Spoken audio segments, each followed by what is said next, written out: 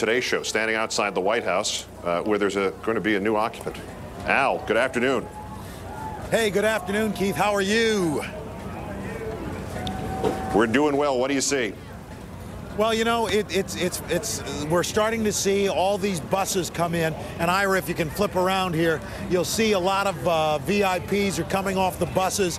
I had a heck of a trip from the Pentagon North parking lot where all the bands staged to get over here. I was on a bus with the Brattleboro High School Band. And we were listening on the radio over the bus as the president took the oath of office. And when he took that oath, a cheer went up in the bus.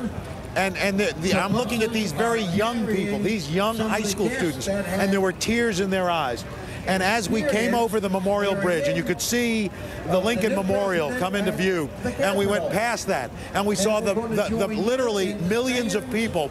These kids all were in awe. We were all in awe of this sight, of seeing this sea of people. And one kid said to me, he said, I wonder what it's like for President Obama to be standing on the steps of the Capitol and seeing all these people. And it was a great moment to be with some real people. And as we came across and got in here and just enjoyed ourselves, and you can see these folks waving by, walking by, waving. What's exciting about this is that in talking with these folks who are streaming up here, just regular people who have tickets, there is a sense of optimism and hope.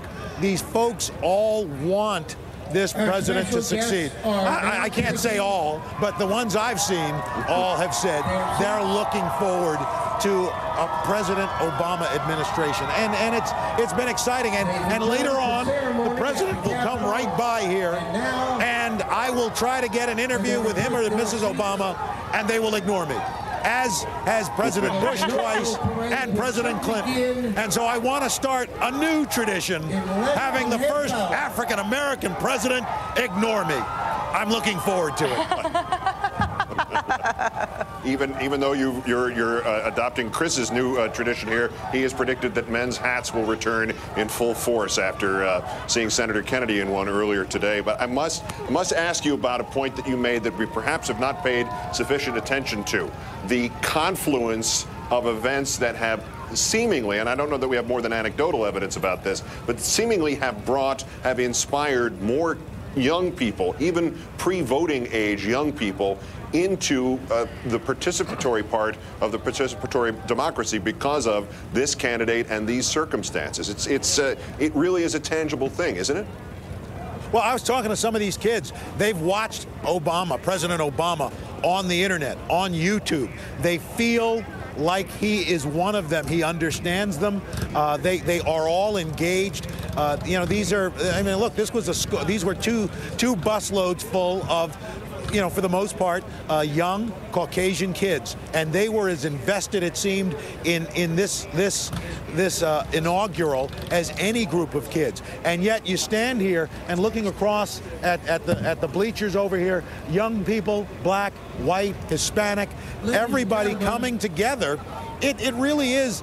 It is a moment that I think I haven't seen. I was 5 years old when President Kennedy was inaugurated, and you know, I think that was the last time that young people felt engaged in a presidency. And I got to tell you, I've got a 22-year-old daughter, and that's all she and her friends talk about is Obama.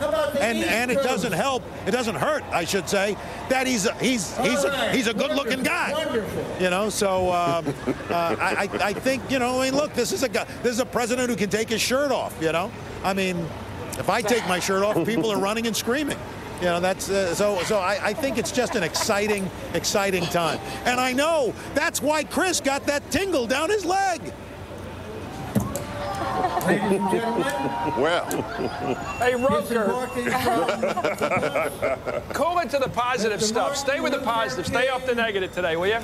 By the way, it's a tingle up the leg, okay? And there's a big freaking difference. And don't you forget about it, buddy. I said tingle. I said tingle. Well. Hey, it's left to me to be the referee. Al Roker along the parade route. Thanks a lot, Al. And what does that say if Keith Olbermann is the referee? Keith Olbermann is the voice of reason. For Keith Olbermann. Very strange. Yeah, my raison d'etre is right out the freaking window. Al Roker, thank you. Chris Matthews, thank you. We're going to return in a moment and try to position President Obama in the new world that the fact of his inauguration has just so significantly changed. Michael Beschloss and Pat Buchanan join us as MSNBC's coverage of the inauguration and later on the parade continues from Washington.